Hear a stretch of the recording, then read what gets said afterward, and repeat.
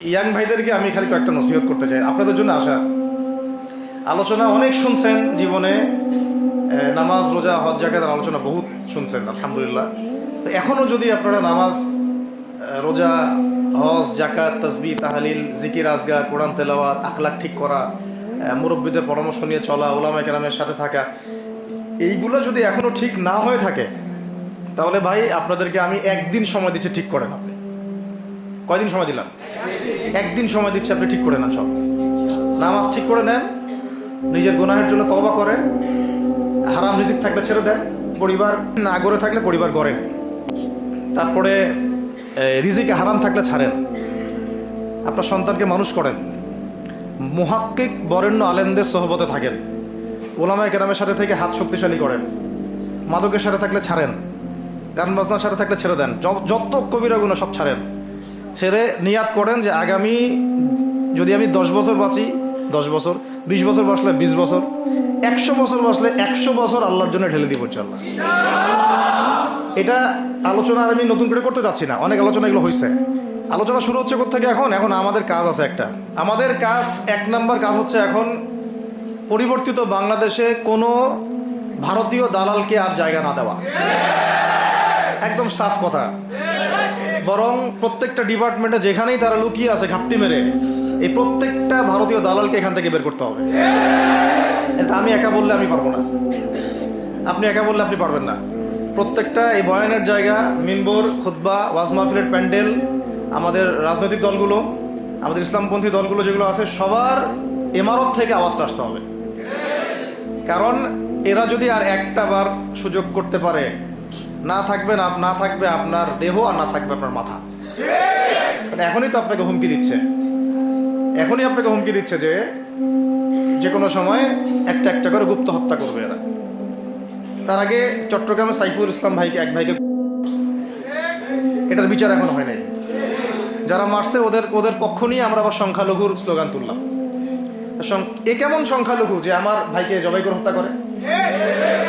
হ্যাঁ, সংখ্যালঘু নির্যাতন তো হচ্ছে ভারতের এক একটা মসজিদ তারা ভাঙতেছে এখন। এটা একটা লক্ষণ। আস্তে আস্তে ওর মানচিত্র মসজিদের মতোই ভেঙে খান খান হয়ে যাবে ইনশাআল্লাহ। এরা যেমন অখণ্ড ভারত চায়, আমরাও অখণ্ড ভারতই চাই।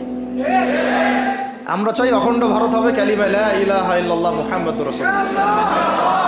আপনারা তো মনে করেন যে ভারত আমাদেরকে ঘিরে রাখছে, তাই না? আসলে ভারতকে আমরা ঘিরে রাখছি। এই দিক থেকে চায়না, এখান থেকে নেপাল, এখান থেকে ভুটান, এখান থেকে মায়ানমার, এখান থেকে পাকিস্তান, আর তার চেয়ে বাপ আছে না? ওদের সাথে কেউ পারছে এই পর্যন্ত? ভাইরা নিজেদেরকে গড়ে নিচ্ছে, এখন বোঝাচ্ছে। এখন কথা হচ্ছে, আমরা একটা কাপুরুষতার পরিচয় দিচ্ছি। নেপাল ওকে টাইম দেয় না, ভুটান টাইম দেয় না, মায়ানমার টাইম দেয় না, চায়না তো দেয়ই না, আর আমরা তাকে একেবারে প্রভুর আসনে বসা রাখছি। আমরা কি দিছি? আমরা ইলিশ দেই, আমরা ট্রানজিট দেই, আমরা রেল দেই, আমরা বন্দর দেই, আমরা আর কি দেই? গ্যাস তো দেই মাশাআল্লাহ। তারপরে পণ্যগুলো তো দিচ্ছি, গার্মেন্টস দিয়ে দিচ্ছি, আমাদের প্রশাসনের মধ্যে লোকজন দিয়ে দিচ্ছি, কর্মী শ্রমিক দিয়ে দিচ্ছি। এই জন্যই তো বলি, কেন সে স্ট্যাটাস দেয় যে এই স্বাধীনতা তার স্বাধীনতা। এটাই তাহলে কারণ। তার মানে তারা আমাদের সার্বভৌমত্বটাকে স্বীকার করে না, তাই না? তারা যদি আমাদের স্বাধীনতা সার্বভৌমত্বকে স্বীকার করতোই, তাহলে তো এরকম স্ট্যাটাস দিত না, দিত কি? তো এখন কথা হচ্ছে, আমরা মাথা নত করার জাতি না। আমাদের নবী মুহাম্মদ সাল্লাল্লাহু আলাইহি ওয়াসাল্লাম মাথা উঁচু করে দাওয়াতি কাজ করছেন। মার খেলেও কখনো তিনি মাথা নিচু করেন নাই। সাহাবায়ে কেরাম রাদিয়াল্লাহু আনহুম আজমাইন মাথা উঁচু করে দাওয়াতের কাজ করছেন, কারোর সামনে মাথা নত করেন নাই ইল্লাল্লাহ, আল্লাহ ছাড়া।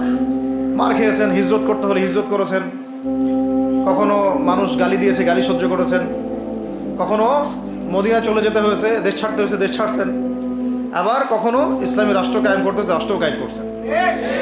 জিহাদ করার দরকার, জিহাদও করছেন, কেতালের দরকার, কেতালও করছেন। আস্তে আস্তে মক্কা বিজয় করছেন, করেন নাই? সিরাত পড়তে হবে, সিরাতের ধারাগুলো আমাদেরকে বুঝতে হবে। এখন আমরা তো তার উত্তরসূরি, আমরা তাদের উত্তরসূরি। প্রথম কথা হচ্ছে আমরা আমাদের নতজানু মনোভাবটাকে আগে ত্যাগ করতে হবে, 1 নাম্বার।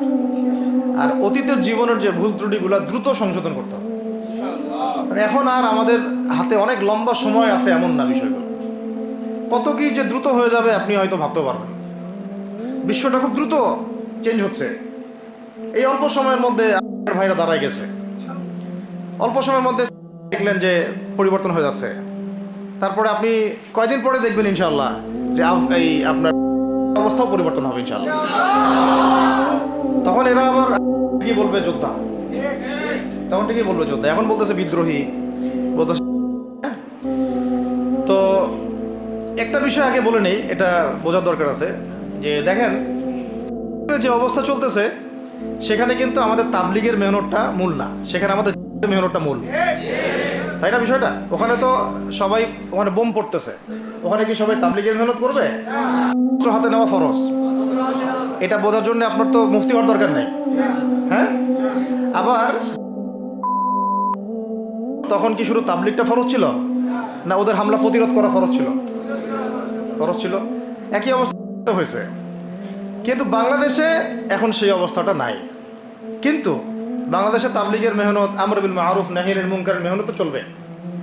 মানে তাবলিগের মেহনত, দাওয়াতের মেহনতটা চলবে।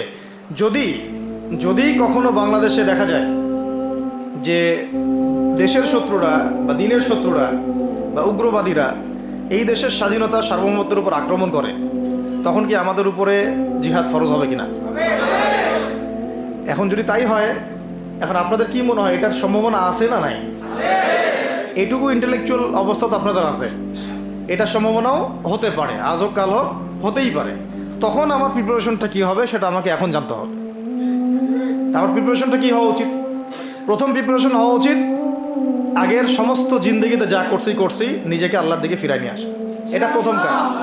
যে আল্লাহর দিকে ফিরে আসা নেই, তার সাথে না জিহাদের সম্পর্ক আছে না কিতালের কোনো সম্পর্ক আছে, সে তো আল্লাহর পথেই নাই। তো প্রিয় যুবক ভাইরা, আগে প্রথম কথা হচ্ছে আগে আপনি আল্লাহর দিকে ফিরে আসেন, 1 নাম্বার।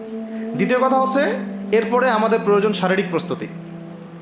শারীরিক প্রস্তুতি যেমনটা বললাম যে কোনো অবস্থাতেই আলেম ওলামাদেরকে, দায়ীদেরকে, মুফতিদেরকে, মুহাদ্দিসদেরকে, মাদ্রাসার শিক্ষকদেরকে, খতিবদেরকে ভিতরে ঢুকতে দেওয়া যাবে না।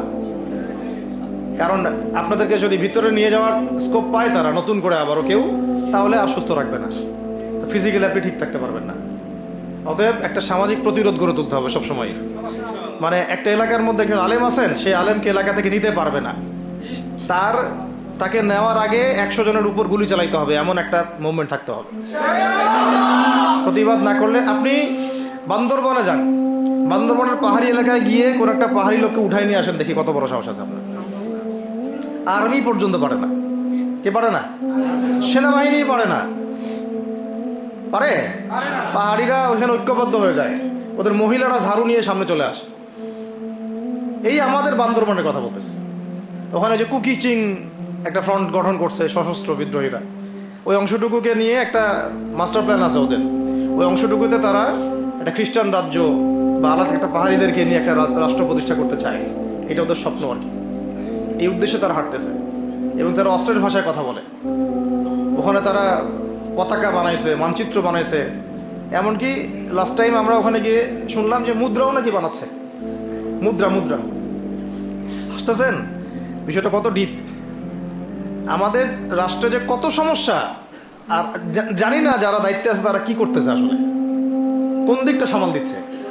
অর্থনৈতিক দিকটা দেখবে না এই পাহাড়ি এলাকার সমস্যাগুলো মেটাবে, নাকি আমাদের মুসলিম উম্মার অভ্যন্তরীণ সমস্যাটা মেটাবে, না শহীদ ভাইদের খবর নিবে, না পঙ্গু ভাইরা যারা পড়ে আছে হাসপাতালে তাদের খবর নিবে? সিনেমা দেখতে বসে গেছে। কোন আক্কেলে সিনেমা দেখেন আপনি? আপনার সিনেমা দেখার সময় কোথায়? আপনার সিনেমা দেখার সময় কোথায়? এই যে যতগুলো ভাই শহীদ হয়েছে তাদের পরিবারের খোঁজখবর নেওয়া লাগবে না? এবং যতগুলো ভাই এখন হাসপাতালে কাতরাচ্ছে তাদের সঙ্গে হাজার হাজার ছাত্র ভাই, তাদের চিকিৎসা করানো লাগবে না?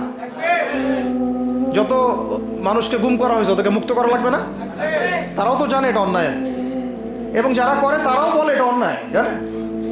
যারা করে তারাও বলে এটা অন্যায়। এবং আমাকেও বলেছিল যে, আমি জিজ্ঞাসা করেছিলাম যে আমাকে যদি মানে প্রকাশ্য কোর্টে চালান করে দেওয়া হয় এবং জাতির সামনে বলা হয় যে আমাকে গুম করা হয়েছে, এবং এরপর যদি বলা হয় যে আমাকে গুম করার পরে কোনো রকমের নেগেটিভ কিছু পাওয়া যায় নাই, তাই আমরা ছেড়ে দিয়েছি, এই কথাটা কি বলা যাবে কি যাবে না?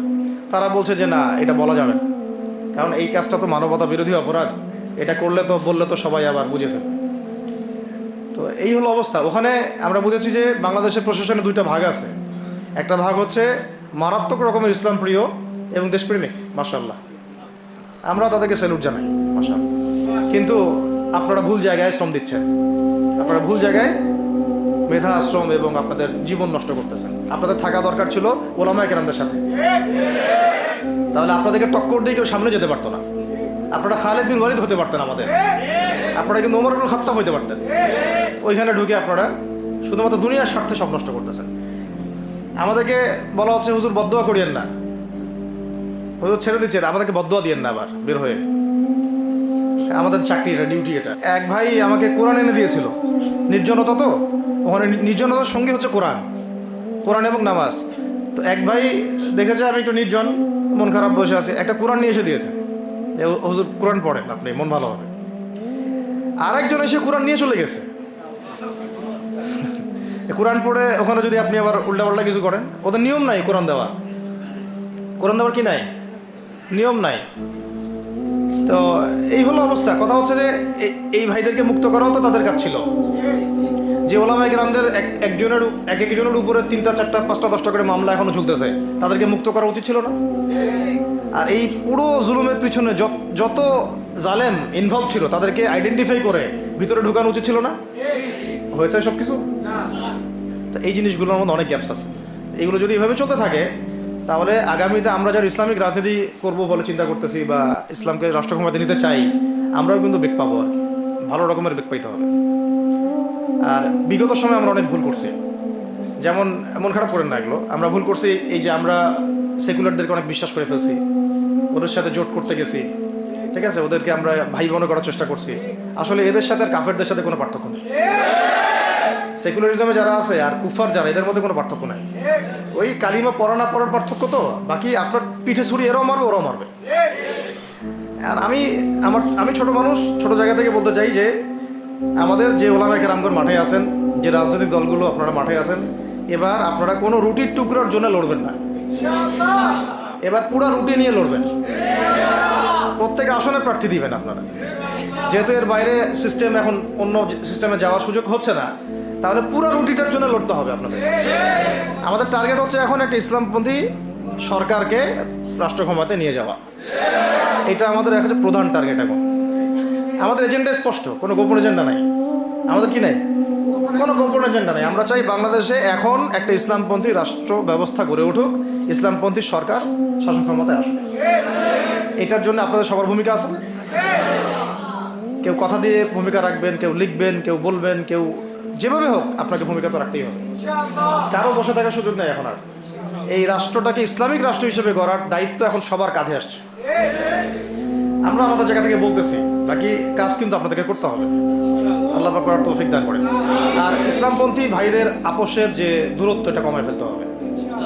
এই দূরত্ব রাখা যাবে না। ইখতিলাফ আছে থাক, যদি আকীদাগত মৌলিক কোনো পার্থক্য না থাকে, আমরা তো ভাই ভাই নাকি? আমাদের চেয়ে কি মানে সেকুলার আমাদের বেশি বড় ভাই? আমাদের চেয়ে কি যে নাস্তিক মুরতাদের আমাদের বড় ভাই? কমিউনিজমে যারা আছে ওরা আমাদের বড় ভাই? না এই গণতন্ত্রপন্থী যারা একবারে কট্টর, ওরা আমাদের দিনী ভাই নাকি? আমাদের তো ভাই, সোজা কথা হচ্ছে ইন্নামাল মুমিনুনা ইখওয়া, ইন্নামাল মুমিনুনা, মুমিন যারা মুমিন ভাই, মুমিনে কি ভাই, খালাস। আল মুসলিম আখুল মুসলিম, মুসলিমের ভাই কি? মুসলিম, খালাস, এইটুক। মুসলিম আমার ভাই, মুসলিম আমার ভাই। এখন যারা এদেশের রাষ্ট্র ক্ষমতায় ইসলামকে চায় না, তারা আমাদের ভাই না। সে যে কোনো নামেই আসুক, এক্স ওয়াই জেড, দেখার দরকার নেই।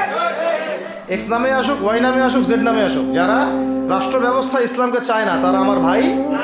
খালাস, সোজা কথা। এখন রাষ্ট্র ব্যবস্থা ইসলাম চায় যে ভাইরা আমাদের, ওই ভাইদেরকে একসাথে থাকতে হবে।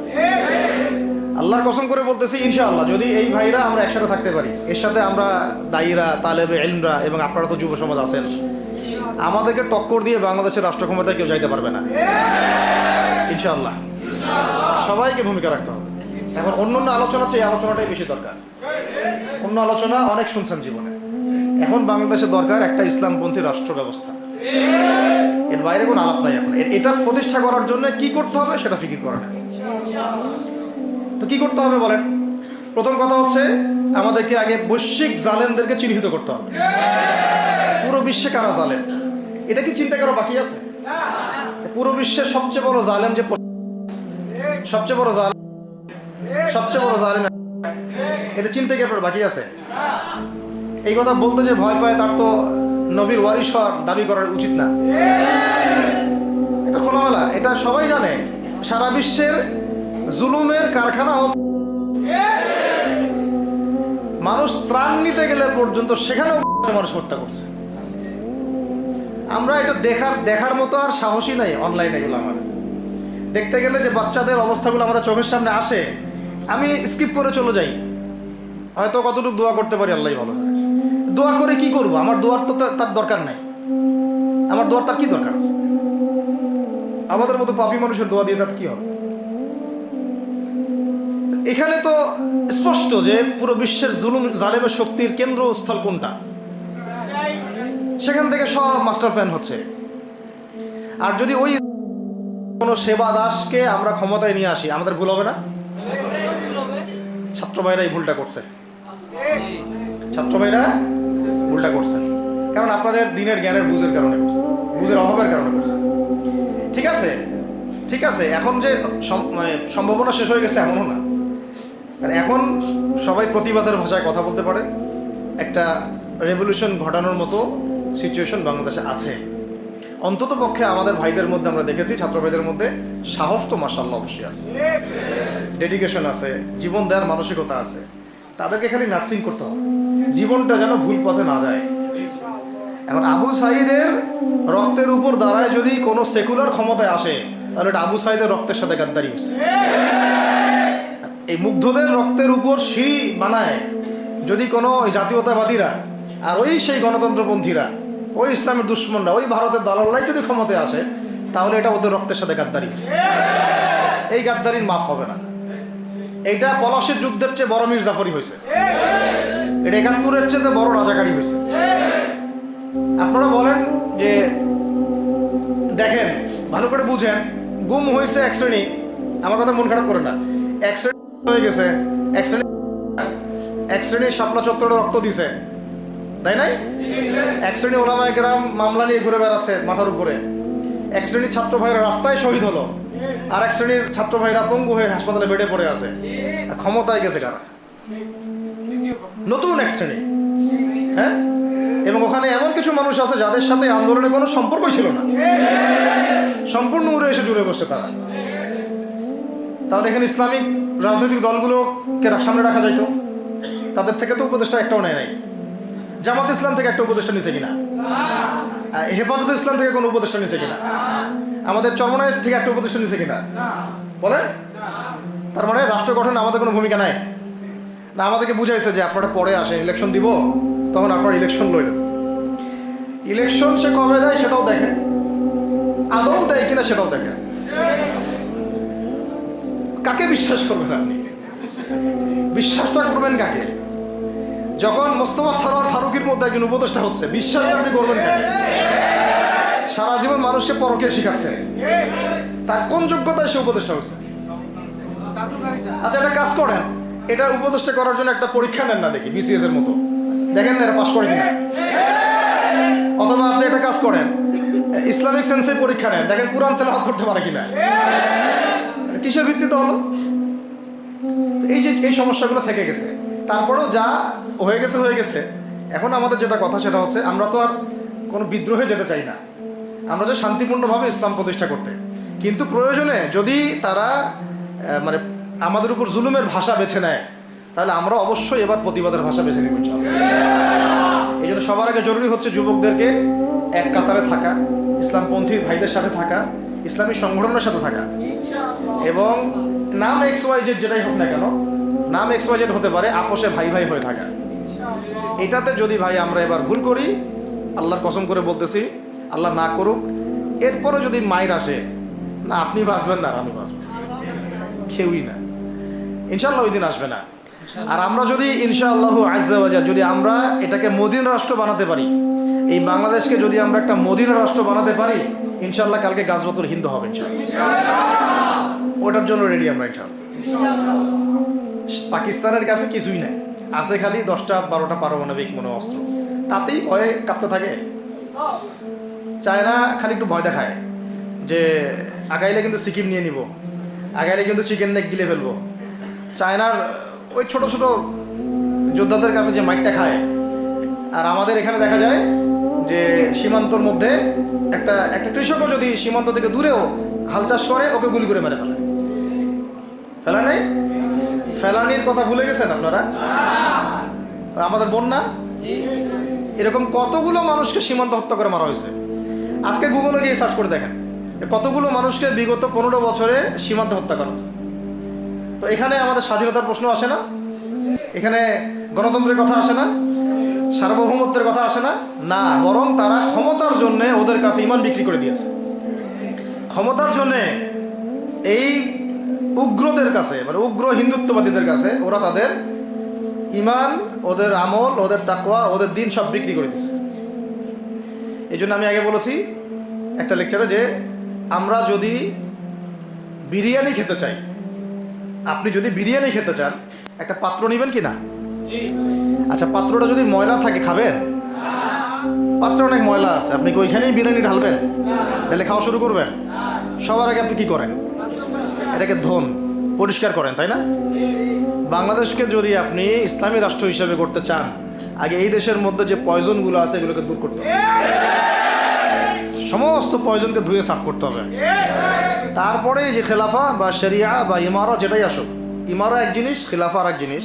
আমি এক কথায় বোঝাচ্ছি ইসলামী রাষ্ট্র ব্যবস্থা, এক ইসলামী রাষ্ট্র ব্যবস্থা। যদি ইসলামী রাষ্ট্র ব্যবস্থা তারপরে আসে, জমিন সাফ করার পরে, তখন সেটা সাস্টেইন করবে ইনশাআল্লাহ। আর যদি ময়লার মধ্যেই ইসলামী রাষ্ট্র কায়েম করতে চান, তখন হবে উদাহরণটা এরকম যে আপনি এই নোংরা ড্রেনের মধ্যে নেমে গায়ে সাবান মাখা শুরু করছেন, হাততে কোনো লাভ হবে না, বরং ওই নোংরাই আপনাকে খেয়ে ফেলবে। ঠিক আছে? ডেমোক্রেটিক সিস্টেমের মধ্য দিয়ে যদি আমাদের ভাইরা ক্ষমতা যেতে পারে, যাক না, সমস্যার কিছু নাই। এটা কতটুকু জায়েজ না জায়েজ, হালাল হারাম সুন্নাত, এদিকে আমি যাচ্ছি না। এবং এটা নিশ্চিত তারাও জানে এটা সুন্নাত না, তারাও জানে এটা কি না, সুন্নাত পদ্ধতি না। কারণ রাসূলুল্লাহ সাল্লাল্লাহু আলাইহি ওয়াসাল্লাম দাওয়াতের মধ্য দিয়ে এবং সশস্ত্র যুদ্ধের মধ্য দিয়ে মানে মক্কা বিজয় করেছেন। দাওয়াতের মধ্য দিয়ে তিনি মদিনা রাষ্ট্র কায়েম করেছেন। তারপরে মদিনা রাষ্ট্রকে বেস করে আস্তে আস্তে আরও রাষ্ট্রকে এক্সপেন্ড করেছেন। বদর, উহুদ, খন্দক, খায়বার এগুলো হয়েছে, আস্তে আস্তে মক্কা বিজয় হয়েছে। মূল ছিল আগে মদিনা রাষ্ট্রটা কায়েম করা। তো আমরা যে কোনোভাবেই হোক মদিনা রাষ্ট্রটা আমাদের কায়েম করতে হবে আগে, তারপরে ইনশাআল্লাহ তাআলা দেখবেন, হ্যাঁ, ওই অখণ্ড ভারত আমরাও কায়েম করবো ইনশাআল্লাহ। সংখ্যা দিয়ে কিচ্ছু না, ওদের সংখ্যাকে আমরা ভয় পাই? ওদের সংখ্যাকে ভয় পাওয়ার কিচ্ছু নাই, সংখ্যাকে ভয় পাওয়ার কিচ্ছু নাই। কারণ এই যে কোরআন, আমার সামনে যে কোরআনটা আছে, এটা দেখে একটু খারাপ লাগলো। কোরআনের যে অবস্থা, এটা খুব মনের কষ্ট দিল আর কি। কোরআনটা হবে চকচকা, এটা দেখে বোঝা যাচ্ছে এটা অনেকদিন কেউ পড়েই নাই। আপনাদের বাসার যদি কোরআনের এই হালত হয়, তাহলে আমাদের দ্বারা দিন কায়েম হবে না। আপনার কোরআনের হালত হবে এমন যে কোরআনে এক বিন্দু পরিমাণ কোনো ময়লা নাই, প্রত্যেকদিন আপনার হাতের স্পর্শেই ময়লা দূর হয়, তখন এই কোরআন আপনার পক্ষে কথা বলবেন ইনশাআল্লাহ। তো ভাই, কোরআনের কাছে চলে আসেন, আর দেরি করেন না, সময় নাই। আল্লাহ পাক সবাইকে কবুল করেন, আমিন। এই মসজিদগুলোকে কাজে লাগান, এখানে তালিমি বৈঠক চালু করেন প্রত্যেক সপ্তাহে। আমি যদি প্রত্যেক মাসে রংপুরে আসি, প্রত্যেক মাসে সময় দেবো ইনশাআল্লাহ। আপনারা এখানে ইমাম ঠিক করেন, খতিব ঠিক করেন এবং ওই যে টিচার ঠিক করেন, করে আপনারা কোরআন শিক্ষার ব্যাচ চালু করেন, কোরআনের তাফসীরের ক্লাস চালু করেন, তারপরে তুলনামূলক আরবি ভাষা শিখেন। মানে এগুলো শিখে নেন তাড়াতাড়ি, সময় নাই এগুলো, আমাদের হাতে সময় কম। এগুলো আজকে থেকে 10 বছর আগেই শেখা উচিত ছিল, তাই না?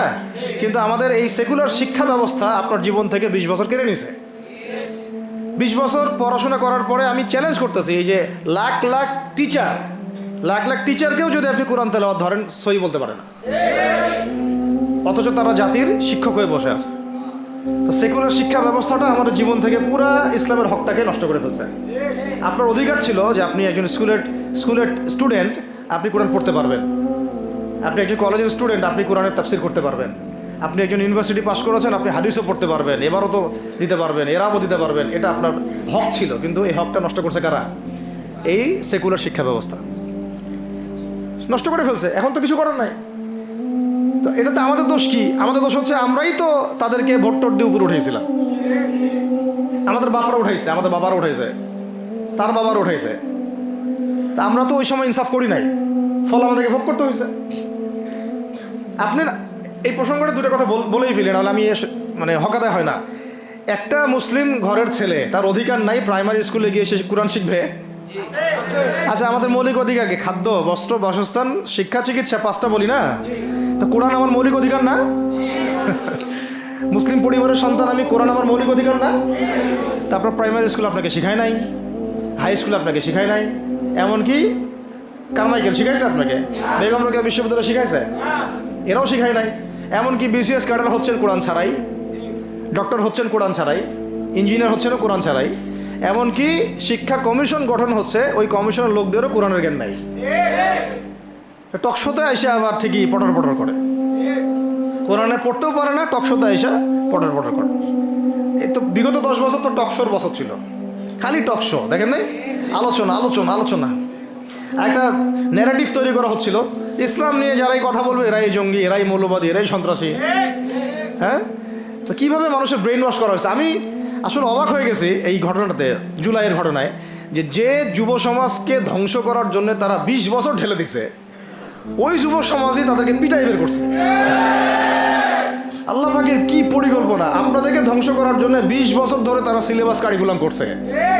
আপনাদেরকে শরৎচন্দ্র পড়াইছে, বঙ্কিমচন্দ্র পড়াইছে, হুমায়ুন আহমেদ পড়াইছে, হুমায়ুন আজাদ পড়াইছে, হ্যাঁ শেক্সপিয়ার পড়াইছে, আর কত কি পড়াইছে। কোরআন পড়তে দেয় নাই, নামাজের স্বাধীনতা দেয় নাই, পর্দার স্বাধীনতা দেয় নাই। আমাদের বোন পর্দা করে পরীক্ষা দিতে গেছে, নেকাব খুলে ফেলা হয়েছে, কি করে নাই। কিন্তু ওই ছাত্র জনতার হাতেই পিটানি খাইতে হয়েছে। আল্লাহ পাকের দেখছেন কি একটা মিরাকেল, আল্লাহ পাকের কি মানে কুদরত, ক্যারিশমা। ঠিক কিরকম হয়েছে জানেন? ঘটনাটা হয়েছে এরকম যে ফেরাউনের ঘরেই মূসা আলাইহিস সালামকে আল্লাহ পাক বড় করছে। মাশাআল্লাহ। তো আপনাদেরকে ধ্বংস করার জন্যই কিন্তু এই পলিসিগুলো অ্যাপ্লাই করা হয়েছে। এখন যে আল্লাহ পাকের রহমতে আপনারা বিপদে যান নাই, আলহামদুলিল্লাহ। এখন যেটা আল্লাহ পাক বোঝার তৌফিক দিচ্ছেন, দেখেন আপনারা কোরআন শিখতে পারতেন, এখানে পারেন নাই। শিক্ষা কমিশনের মধ্যে কোরআন নাই। শুধু তাই না, দেখেন 360 জন এমপি মন্ত্রীকে আপনি বসায় দেন, 360 জন এমপি মন্ত্রীকে বসায় তাদের সবাইকে শুধু কিচ্ছু না, আমি বলবো খালি সূরা ফাতিহা তিলাওয়াত করতে বলেন। পারলে শুধু মমতাজ পড়তে পারে নাকি? কারণ তার তো বুখারী মুসলিম সিয়াসিকটা পড়া আছে, ওটা পড়া ছিল আর কি, এটা পড়া ছিল, তো হয়তো সে পারতে পারে না, পারলে তো ভালো, খারাপ কিছু না, ঠিক আছে। তো বাকি কেউ কিন্তু পারে না। আর বেশি দিয়ে না, অল্প না, ঠিক আছে, শেষ করতেছে। তো এখন প্রিয় ভাইরা, এখন কথা অনেক হয়ে গেছে। মূল কথা হচ্ছে যে আমাদেরকে এখন একটা নতুন উদ্দেশ্য নিয়ে, টার্গেট নিয়ে, একটা মিশন নিয়ে আগামীকাল থেকে পথ চলতে হবে ইনশাআল্লাহ। প্রথম গন্তব্যটা কি? আমরা বাংলাদেশকে একটা মদিনা রাষ্ট্র কায়েম করতে চাই। সেটা যদি করতেই হয় তাহলে আমাকে কার আদলে করতে হবে, কার সুন্নতে করতে হবে? নবী মুহাম্মদ সাল্লাল্লাহু আলাইহি ওয়াসাল্লামের তরিকায়। এবং তার তরিকার প্রথম কাজটাই হচ্ছে আগে ইলম শিখতে হবে। কি শিখতে হবে? এই মসজিদগুলোকে কাজে লাগান, মাদ্রাসাগুলোকে কাজে লাগান। এবং 2 নম্বর হচ্ছে ইলম একা একা শেখা যাবে না।